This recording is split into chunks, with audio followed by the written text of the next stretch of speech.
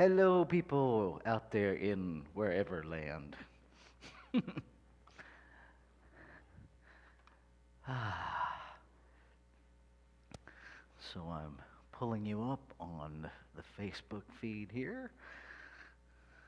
We do have folks in the room, so I will be looking at them as well as looking at you from time to time. Let me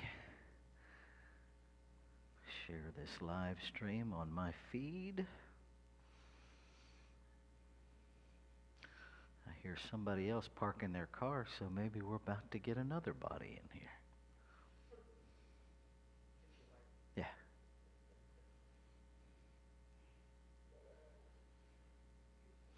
And now we have more people in the room.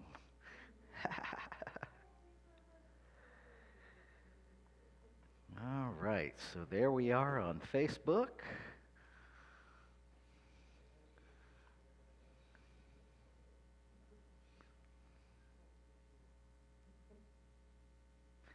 And there we are on YouTube. All right. So let's get centered and then we'll get to playing with the wheel. There's people here, real bodies. All right, let's take a breath and just go within. And know that to every question that any of us ever has, the answer is already within you. The infinite wisdom of creation itself is your mind, my mind. It is the one mind,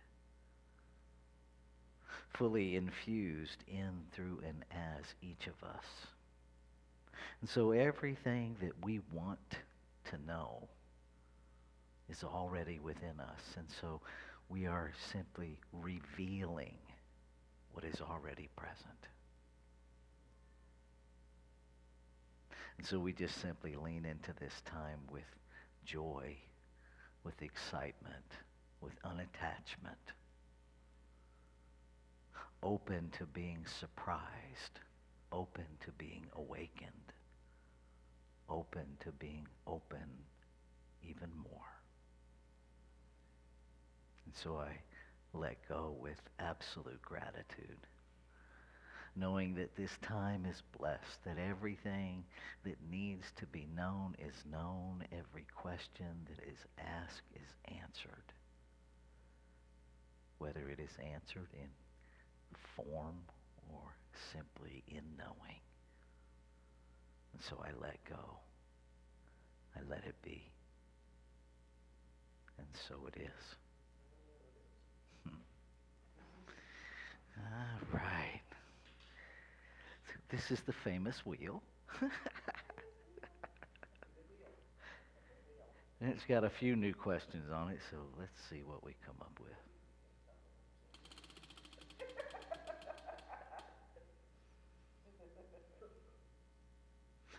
Oh, this is an interesting one. In the context of integrity,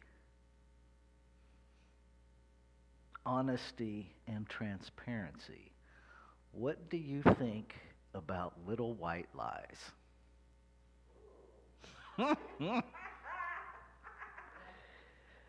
Well, first of all, let's talk about why they're called little white lies instead of little green lies or little blue lies. and let me just be courageous enough to speak truth to the uncomfortable things that we don't always want to talk about. And little white lies, I've actually researched that term, and it comes out of, oh, this thing is buffering. I don't know why it's doing that. Oh, there it is. It's back. That little white lies actually is founded in white supremacy. um, which should be no surprise if any of us are paying attention. Yeah. Um, and if you think back historically, um, in fact, I was having this conversation not too long ago with somebody. How did white become the color of purity? Out of all the colors, how did that happen?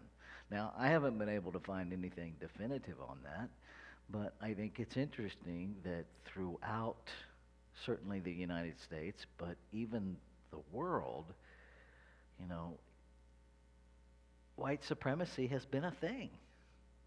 Not just in the United States. I mean, let's look at the Holocaust in Germany. You know, it has been a prevalent thing. And, you know, so little white lies, in and of themselves, is a whole different thing based on, you know, other than the name Little White Lies, because Little White Lies makes them just a little more pure than your average, ordinary, everyday lie. And it's a justification, and it's, you know, it really comes out of, as best we can tell from research, it really comes out of that mindset that whiteness makes it okay to do that.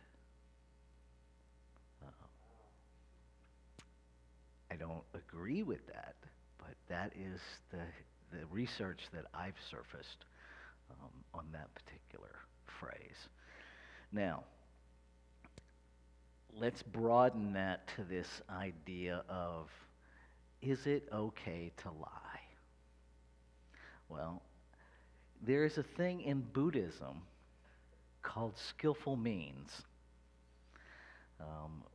And the example that Zen Buddhist priest gave me about skillful means is, imagine that there are children trapped in a burning building, and they won't leave the building because they're afraid. Is it okay to tell those children you have their favorite toy outside waiting for them in order to get them to come out of that house? Because you're lying through your teeth. But what is the motivation for the lie? And, you know, in Buddhism, it's called skillful means rather than lying. So I think, you know, for me, in terms of integrity, honesty, and transparency, well, integrity is about wholeness. You know, something is integral, it's whole. If you know, honesty is honestly oftentimes very subjective. You know, I might think I'm telling you the truth because I've got some denial operating, and denial, unlike dishonesty, you know, we oftentimes equate denial to straight up lying. That's actually not what denial is. Denial is a normal, measurable, predictable human response to stress. It's healthy. Okay? If someone walks in the room and gives you bad news, the very first word in your mind is no. That's denial. That is your denial system triggering to then mete out the information to you through your brain and your autonomic nervous system to the degree that you're able to process it. Because there's an actual condition. You know, can people be scared to death? Yes, they can. It's called psychogenic shock. And yes, people can be scared to death. Our denial system works to mitigate that so that we're not overwhelmed. Right? Anybody watching TV during 9/11, when we watched the airplanes fly into the towers, none of us comprehended what was actually happening. We were all like, No. Is this a movie that they're giving a trailer for? There was no part of us that had the capacity to immediately comprehend what was happening, and that's for our own benefit. So that's what denial is. And so honesty includes denial. Doesn't include lying, but it includes denial. Now, if, if I tell you, I didn't just open a bottle of Gatorade, I'm not drinking Gatorade, well, I'm straight up lying. There's no denial there because I know I'm drinking Gatorade. They're different. And so it behooves us to understand the difference and then to, from a spiritual perspective, is it my job to point out every lie somebody's telling themselves? No. No, it's not. It's my job to be present with them because I don't know why they're lying. They may be lying out of that sense of denial, out of a healthy defense mechanism that they're not ready to let go of yet. And it's not my job to rip their defenses away from them. My job is to create enough safety that they can let go of it. But it's not to rip it away from them. Yeah. So when I was growing up, I grew up in Catholic, so my mom would tell me, a lie doesn't matter. Mm-hmm. It's a lie. Mm-hmm. Whether it's a small lie or a big lie. Right. Yeah. So, I mean, I'm sitting here listening to you talk about the little white lies and how that actually came about. So all my life, I've just been programmed, I guess you'd call it. Mm-hmm. To believe that if I tell a lie, doesn't matter how small it is, Mm-hmm. I tell a lie, it's a lie. Right. So what was spoken into the room, for those of you that may not, because I doubt this microphone picks that up, growing up in religious teaching, a lie is a lie is a lie. And there's no exceptions to that. And yeah, I was raised with that same religion. Wasn't Catholicism, but the same belief that a lie is a lie is a lie. And, raised with that whole, do you want to go to hell? People who lie go to hell. Right? And perhaps they're right, perhaps they're not.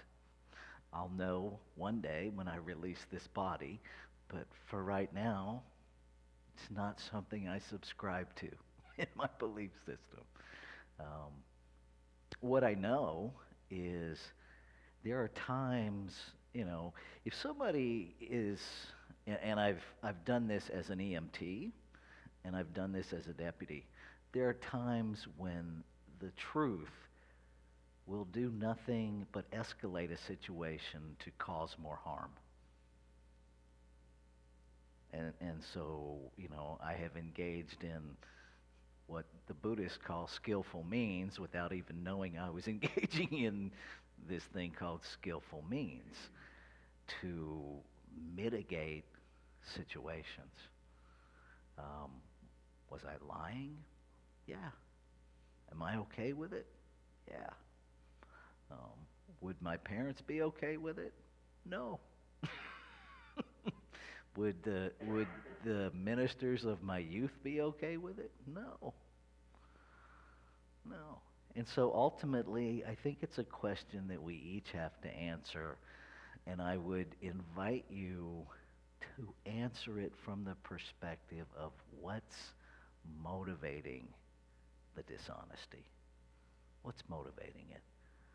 If the motivation is to deal with an emergency situation, that's really different than the motivation is, I don't want to feel bad, I don't want to be thought bad of, I don't want to take responsibility for.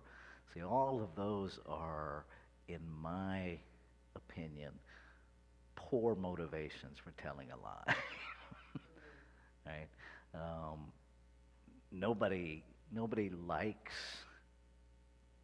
being called out on their stuff, but the way we heal is to take responsibility. And so, I can tell you the truth of what happened and deal with the fallout, or I can lie to you and delay the fallout. But eventually I'm going to deal with the fallout. So, transparency is a tricky one. And this question came with all three of them in there: integrity, honesty, and transparency. True transparency is rare, and I'm not sure it's actually healthy. True transparency is absolutely, your windows are transparent. You can see through them. Businesses oftentimes talk about operating with transparency. And I don't know of any business that operates with absolute 100% transparency, nor do I think they should, because some decisions aren't necessarily best made in complete and public transparency. I think it's a really fine line, and again, I think it goes to motivation. We operate with a great deal of transparency here at Sierra Center for Spiritual Living, but we don't operate with absolute transparency because we hold the donor's information confidential. We don't share that. We don't share the donors' names and addresses and how much they give, and if we were operating with absolute 100% transparency, we would have to do that.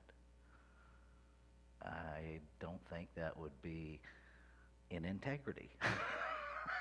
So sometimes it's kind of like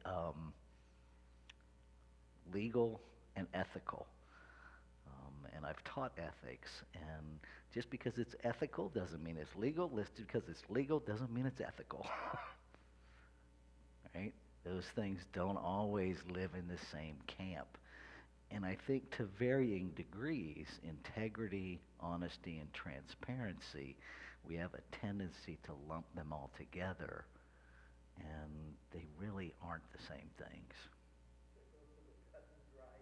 Mm-hmm. Yeah, that black and white perspective, and life happens in the gray area. Yeah, and ultimately, I think if we took responsibility for took an honest and integrity, transparent responsibility for what's motivating us, those three things will take care of themselves. Does that make sense? Let me see.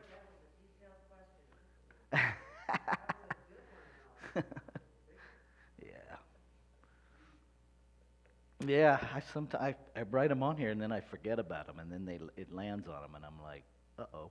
Would that, like you said, responsibility Mm-hmm. can really go with all three of those too, right? I mean, Oh, absolutely.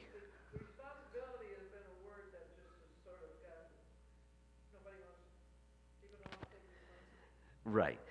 So the question in the room is about responsibility and how responsibility really encompasses all three of those. Here's the thing about responsibility. We run from it because we have interpreted it to mean it's my fault. Okay? What responsibility actually means, it doesn't mean to take blame, it means to take ownership. And ownership from the place of we have the ability to respond to this with integrity, with honesty, with a level of transparency. And if we respond from our spiritual center, the whole idea of responsibility shifts. if we react from the belief that taking responsibility means guilt, shame, and blame, we run. Because true responsibility is the absence of guilt, shame, and blame.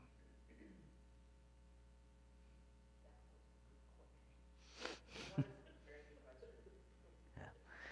Guilt, shame, and blame helps no one ever.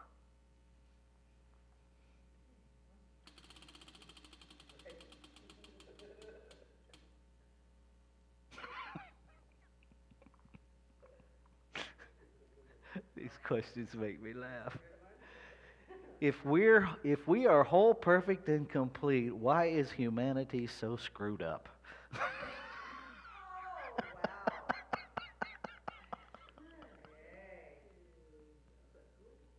I dropped the mic, but it's hooked on my ears. Oh my goodness. Well, first of all, we're not really screwed up. We just appear screwed up because we don't know how magnificent we actually are. When we're talking about whole, perfect, and complete, we're talking about the essence of us, the spiritual makeup of us. Let's use the Jell-O mold for a minute, okay? If you put saran wrap inside of a Jell-O mold and then pour the Jell-O in, when you take that out, you got all these wrinkles and stuff. It still has the shape of the mold, but because the saran wrap is in there and it gets wrinkled in the liquid, you wind up with wrinkles. You use that exact same mold without the saran wrap, right? That nothing separates the Jell-O from the mold, and you get a perfect imprint of the mold. The problem with us as humans is we're living in a spiritual mold with saran wrap between us and our essence. Right? We've got this barrier of separation, this idea that we are separate from the mold. And so we come out with wrinkles and bumps and lumps that are distortions. We got the same Jell-O. The only problem is we've got this clear barrier that we don't even know is there. And it's our sense of separation that creates all of our problems. That's why in the CSL Global Vision, the vision is awakening humanity to its magnificence. It doesn't say in filling humanity with magnificence. It doesn't say injecting humanity with magnificence. It doesn't say teaching humanity magnificence. It says awakening humanity to its magnificence. It's already there. We act screwed up because we don't know it's there. Well, yes, and if you're growing up like you and I, Mm-hmm. in a religious faith, and being told if you're not these particular ways, or if you're this and that, Mm-hmm. I mean, you have the Jell-O mold, and then you have the saran wrap, and then that saran wrap just gets even more wrinkled. Mm-hmm. Absolutely. Absolutely. And in terms of religion, all right, depending on who put the saran wrap in and who put the barrier in, it's got a whole lot of wrinkles or very few wrinkles. All right? Generationally, we have all been taught that we are separate from God. And the more fundamental, the more rigid the religions that we were raised with, we were taught everything from we're separate from God to we are the original sin. That our existence, that we are born of sin in sin, right? And so the message that we're taught in that is that we are born of a mistake. Because sin means a simple mistake. That all humanity is born in sin and in need of repentance, right, from the get-go. Now, if we look at that outside of religion, even outside of science of mind, right, let's just look at that logically and scientifically for a minute. We know scientifically there's one energy field, the quantum field, right? We scientifically know that it works kind of like a holograph, right? That it's a holographic universe, and that everything created in form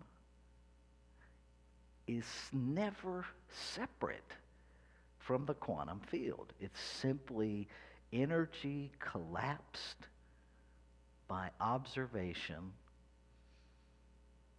and operating at different frequencies. And the more solid something is, the lower it's vibrating, the lower its frequency. But it's still not separate from the quantum field. And no two atoms are touching, right? So nothing is truly solid. Now that's just science. So scientifically, nothing is separate. Nothing is truly separate. Because for it to be truly separate, it would have to actually truly be solid and no longer part of the quantum field. It would have to be separate from it. Science has already proven that doesn't happen. So we can't be separate from it. But religions and stuff Mm-hmm. seem to keep insisting Mm-hmm. that we are separate. Well, and they will, because they're, and here's the whole thing. Can we allow religion to have, religiosity, any religiosity, is a belief system. It's not fact. It's a belief system. Right on the front of Ernest Holmes' book that we use as the basic text, if you will, it says a philosophy, a faith, a way of life. It's a philosophy. When you learn the philosophy and develop a deep belief in it, it becomes a faith. When you practice that faith, it becomes your way of life. And it is a synthesis of the common thread in all religions and science. Now, every religion that I have studied has the commonality of love. They might see it differently, but love is in there. Life is in there. Some invisible beingness, whether it's called God, Creator, there's something of a spiritual nature. We all agree on that. We don't all agree what it is, but we all agree that there's something. And so, will we allow ourselves to simply be in common ground without having to make anybody right, without having to make anybody wrong, to trust that evolution is happening, that if we're all made out of the same God stuff, spirit stuff, whatever word you call it, then we already know the same stuff. We're just operating at different awareness of what that stuff is. Doesn't mean that our essence doesn't know. It means we have not awakened to what's true about ourselves. And if you look at religion and the history of it, this is generational. And there's a lot tied to this idea of religion. It's an economic structure, it's a power structure, it's a social structure. There's a lot wrapped up in religion. A lot more than the simple truth of us. Control. Yeah, power and control. Yeah. And let's be real. Science of mind, churches, spiritual centers, whatever we're calling it, right? We're not above those human elements. We're not. We have a philosophy that really calls us into a different experience of ourselves to keep ourselves in check. But we are not immune from falling into that power and control. It's part of, the ego. The ego is designed to protect us physically on planet Earth. So some power and control is actually appropriate. We need that.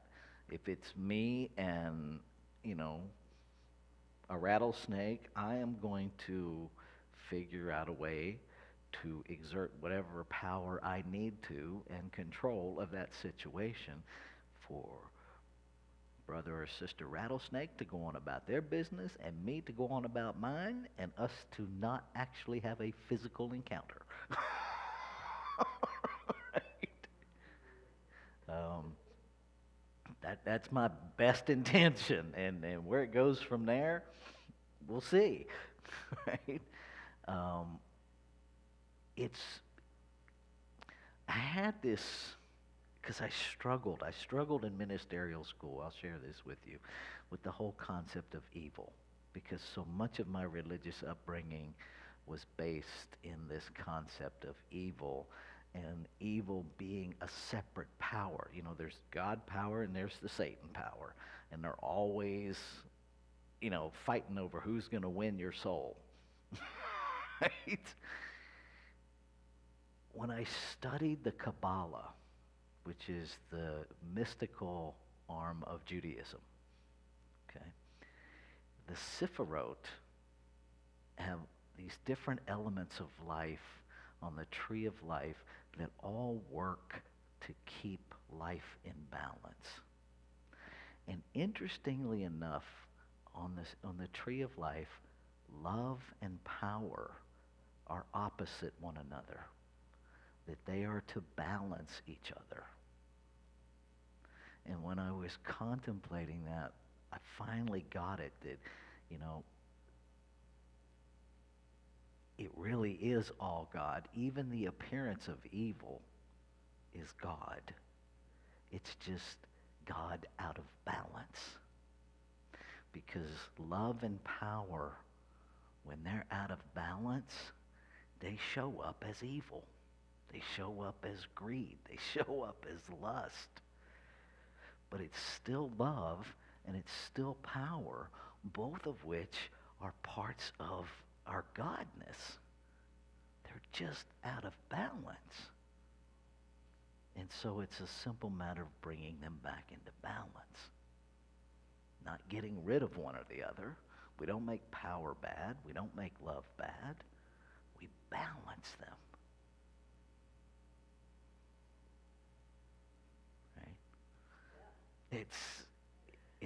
It's Well, I it's love trippy stuff. that reminds me of that song, a saint is just a sinner A that fell saint down and and got got back up, up. Yeah, you know, Deborah's referencing a song that a saint is just a sinner that fell down and got back up again. well, even the saints say the same, that they are not perfect. Yeah. Yeah. Yeah. They just change things around, but that doesn't mean that they're perfect. And they admitted that, when turned around and found that, being like a saint or being what they still acknowledge that they definitely have that in their background because of our humanness. Well, and I think if we equate perfection with behavior, nobody's perfect. When we use the term whole, perfect, and complete, we're not talking about human behavior. We're talking about our spiritual essence. That's very different. And then we go back to the whole Jello mold thing and the saran wrap, right? The more wrinkles we have, the less aware we are of our perfection, and the worse our behavior shows up.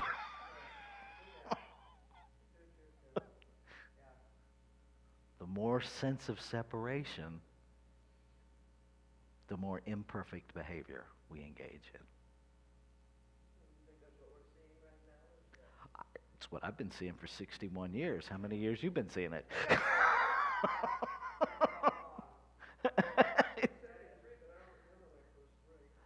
You know, didn't mean I didn't see it. Just because I don't remember it doesn't mean I didn't see it. I mean, I think that's just that's just part of being human. I mean, you know, whatever this God stuff is that creates,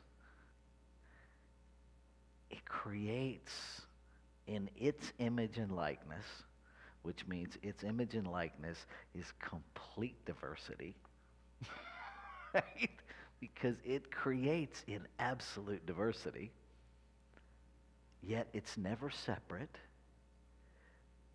and it gives us complete freedom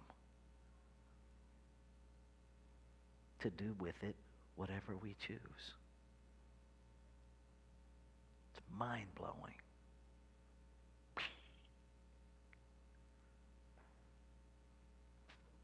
Yeah. Ready for another one? All right, here we go. You just like watching the wheel spin.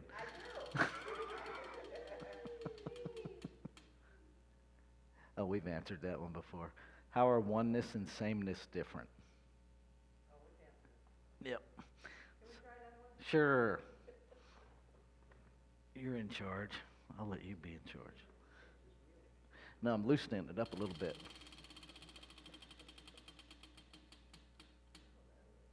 Just answered that one.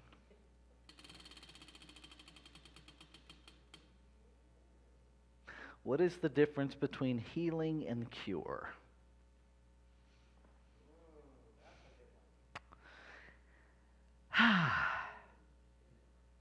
This is a tough one. Healing, when we talk about healing, we're talking about a spiritual healing. We're talking about, science of mind is a philosophy of mental healing, understanding that thoughts are things. And so the healing really is aligning our thoughts with principle. Principle being unchanging truth. Right? That it's the truth yesterday, it's the truth today, it'll be the truth tomorrow. So, can you be healed but not cured? Yes. So the question is, can you be healed and not cured? Yes. And, when we... What was that, Deborah? I said healed. Yeah. She's over there laying hands on herself.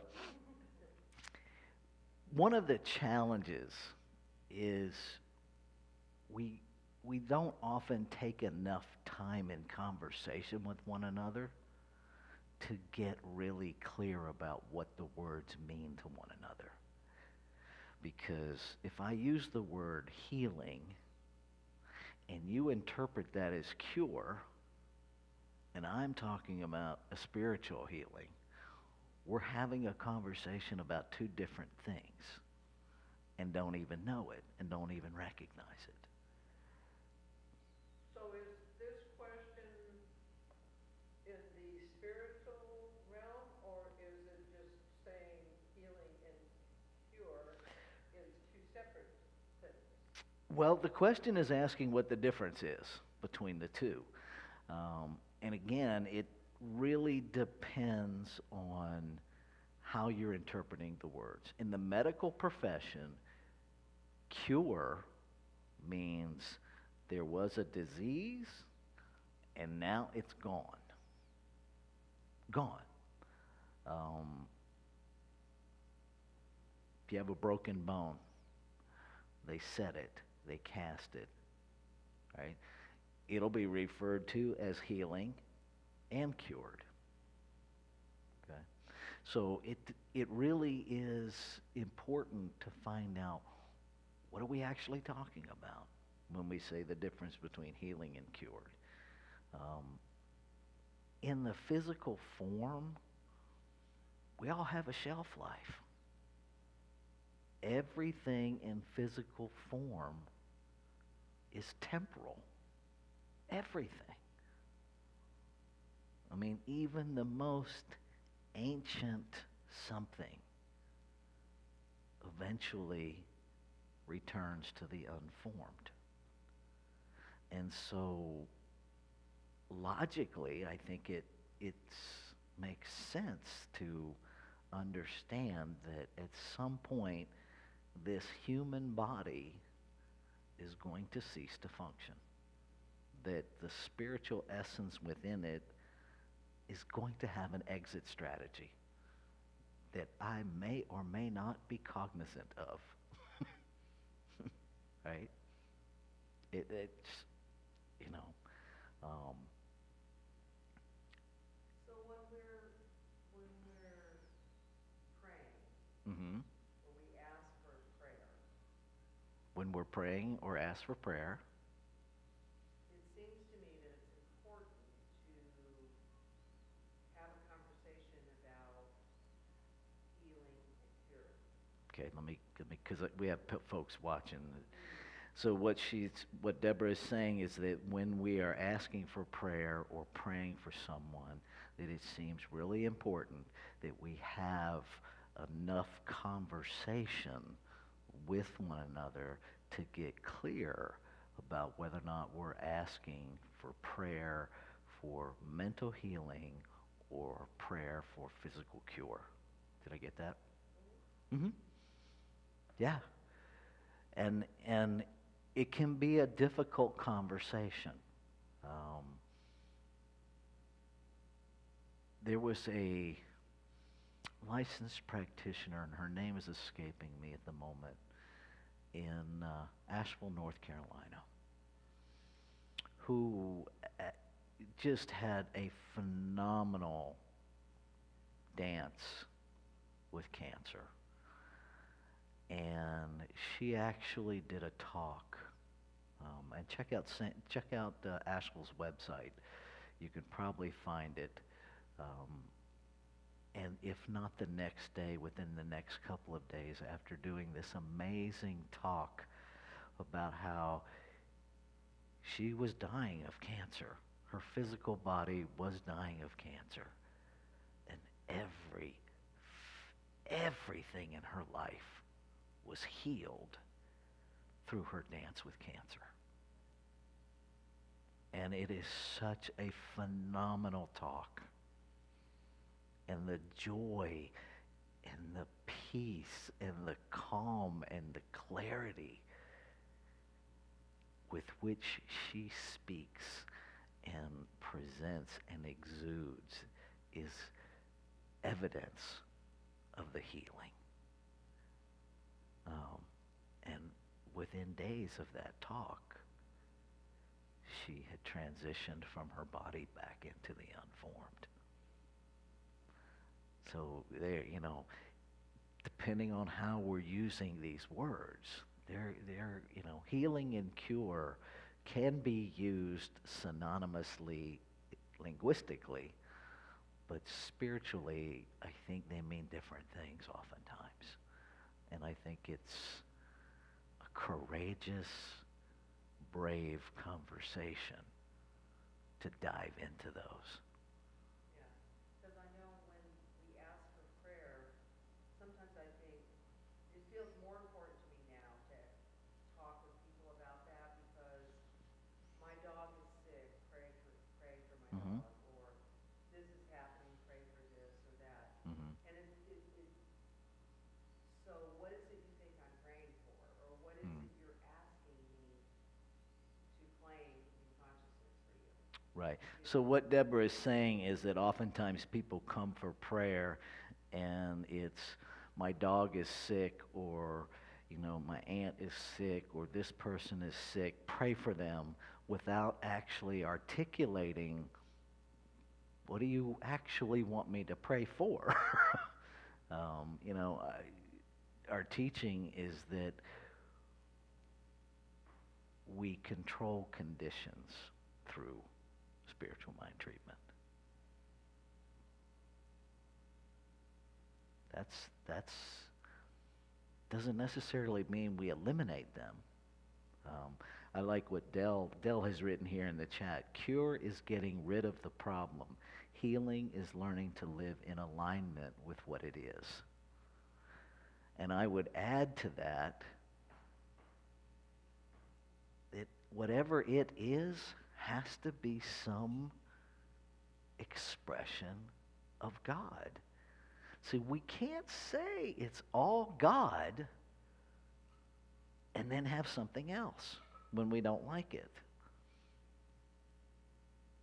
If it's all God, then it's all God.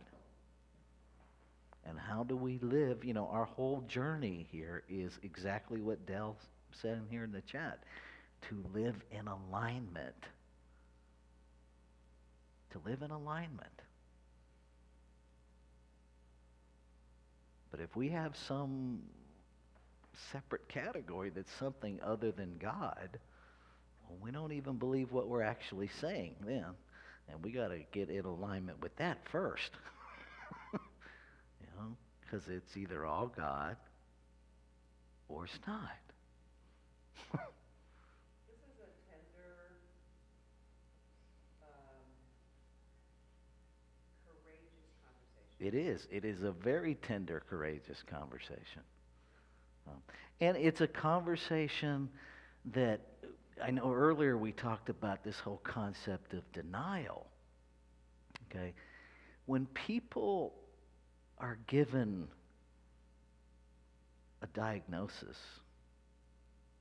denial does its thing, right? Depending on the diagnosis you get, you've got some level of denial that immediately is activated to help you mitigate that stress in a human level. And so, depending on where that person is on their journey with this diagnosis, it's going to be different levels of tenderness, right? And most of the time, what I have found is people don't need to be told what to do. They need a safe harbor to be authentic, to be given a safe, tender, loving, sacred space to own every messy moment of their process, to be held in love and respect while they learn how to include every fragment of their experience. And so if we can just love people Stop trying to fix them and just love them right where they are in their messiest, most undignified, unglorious moments. That's healing. It may cure nothing, but it will heal everything. So I've heard of people, or let's start with this guy who turned around and lost 2 children. Mm-hmm. And he blamed God. Mm-hmm. He never stepped foot in a church again until I guess many, many years later, because he couldn't accept the fact that, I guess he couldn't accept the fact that God took his children so young, Yeah. and why. So what Barbara is sharing is an individual who lost 2 children, blamed God for taking his children at a young age, and in reaction to that, left the church and never came back. So there's a lot of things happening there. Number one, we have to go back to this idea of separation, right? And we have to go back to this religious teaching that puts God outside of ourselves, that somehow turned God into an angry old white man in the clouds who is mentally ill and occasionally goes off of his meds. Right? Because that's the God we've created, a vindictive, angry God that punishes his creation. Now, if we just try to take that apart logically, it doesn't make sense, right? But if we put on the sandals of the first inhabitants of earth, I think we can begin to at least understand maybe how it unfolded the way it did. Okay? And so if you imagine, and we'll wrap up with this, we had about 5 minutes left. And so just imagine being the first human to arrive on planet Earth. You have no science. You have no language. You have no frame of reference for anything, right? You are the first one. You don't even know what planet Earth is. Okay? So here you are, I suspect, quite naked on planet Earth. And there is this warmth on your skin from this thing that we now know is the sun, but you don't know it's the sun. You don't know anything. You just know there's something really bright in that direction that feels good on your body. Right? Seems quite magical. Then all of a sudden, night starts to come. And that warm light is covered over by something. Again, you have zero science. Zero science. There are no street lights, so stars are going to be easy to see. Right? And imagine, how I imagine it, is that those little pinholes. I don't know anything about stars. I just know that light that felt really good is gone now, but there's little dots of light. And imagine that got interpreted as it's still there, I just can't see it. And then the next morning, there it is again. Now we understand that now to be the cycle of a day. But the first human doesn't have any information. And so it's this magical deity, this thing that is way away from me. Okay? And so as humans evolve, fast forward a storm happens, right? It starts this scary lightning and thunder and hail, and that hurts on my body. That I have nerves, and it's experiencing physical pain. So if it's hurting me and it's coming from up there, whatever that is up there must be mad at me. So I start doing things to try to appease it. And lo and behold, it stops. Now, what we understand now is that it would have stopped anyway because thunderstorms eventually stop. I don't have that science. And so I equate whatever ritual I was doing at the moment of the storm stopping appeased the angry God. Makes sense before we have science. The problem is, as we gained scientific knowledge, we didn't apply it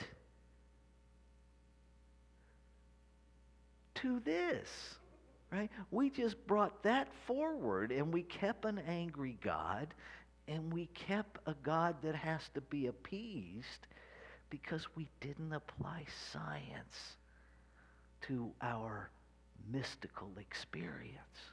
It doesn't make that original experience bad or wrong. It makes it uninformed. And if we're still there when we have science to tell us something different, that's a choice. But it's also a choice to make people bad or wrong for continuing to believe it.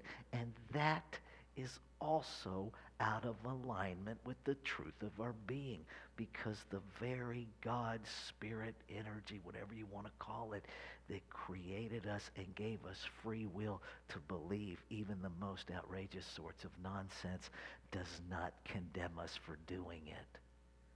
And so if we are going to say we're living in alignment with spiritual truth, we have to stop condemning people who believe differently than we do. Because that is out of spiritual alignment. We don't have to condemn someone else's belief to have a different one.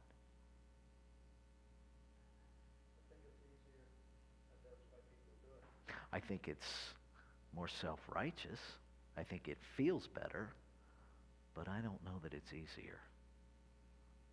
I personally find it to be quite painful. Yeah.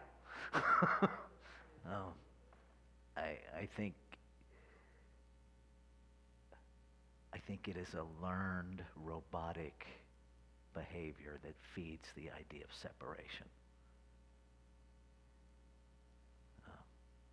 And if we could heal that, we could pretty much cure most everything. You know, maybe it has, maybe it hasn't. I don't know. So I'm noticing that it's 6:02, and so I am going to step away from the camera and go turn off the live stream, because now I'm going to put on my tech hat and go do that.